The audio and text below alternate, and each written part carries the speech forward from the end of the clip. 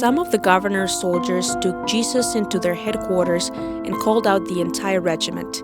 They stripped him and put a scarlet robe on him. They wove thorn branches into a crown and put it on his head, and they placed a reed stick in his right hand as a scepter. Then they knelt before him in mockery and taunted, "Hail, King of the Jews!" And they spit on him and grabbed the stick and struck him on the head with it. When they were finally tired of mocking him, they took off the robe and put his own clothes on him again. Then they led him away to be crucified.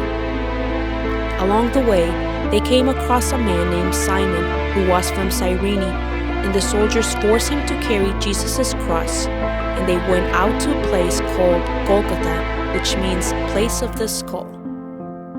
The soldiers gave Jesus wine mixed with bitter gall, but when he had tasted it, he refused to drink it. After they had nailed him to the cross, the soldiers gambled for his clothes by throwing dice. Then they sat around and kept guard as he hung there. A sign was fastened above Jesus' head announcing the charge against him. It read, "This is Jesus, the King of the Jews." 2 revolutionaries were crucified with him, one on his right and one on his left. The people passing by shouted abuse, shaking their heads in mockery. "Look at you now," they yelled at him. "You said you were going to destroy the temple and rebuild it in 3 days. Well then, if you are the Son of God, save yourself and come down from the cross."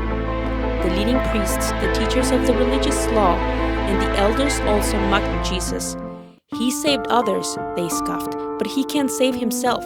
So he is the King of Israel, is he? Let him come down from the cross right now, and we will believe in him. He trusted God, so let God rescue him now if he wants him. For he said, 'I am the Son of God.'" Even the revolutionaries who were crucified with him ridiculed him in the same way. At noon, darkness fell across the whole land until 3 o'clock.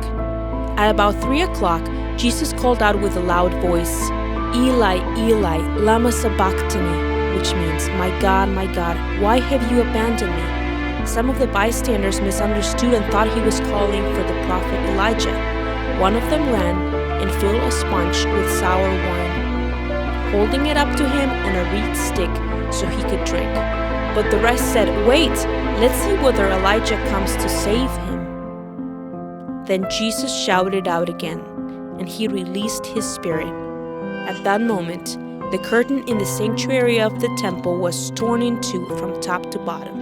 The earth shook, rocks split apart, and tombs opened. The bodies of many godly men and women who had died were raised from the dead. They left the cemetery after Jesus' resurrection, went into the holy city of Jerusalem, and appeared to many people. The Roman officer and the other soldier at the crucifixion were terrified by the earthquake and all that had happened. They said, "This man truly was the Son of God." And many women who had come from Galilee with Jesus to care for him were watching from a distance. Among them were Mary Magdalene, Mary the mother of James and Joseph, and the mother of James and John, the sons of Zebedee.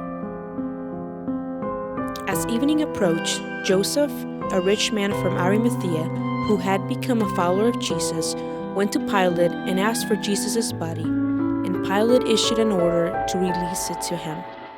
Joseph took the body and wrapped it in a long sheet of clean linen cloth. He placed it in his own new tomb, which had been carved out of the rock. Then he rolled a great stone across the entrance and left. Both Mary Magdalene and the other Mary were sitting across from the tomb and watching.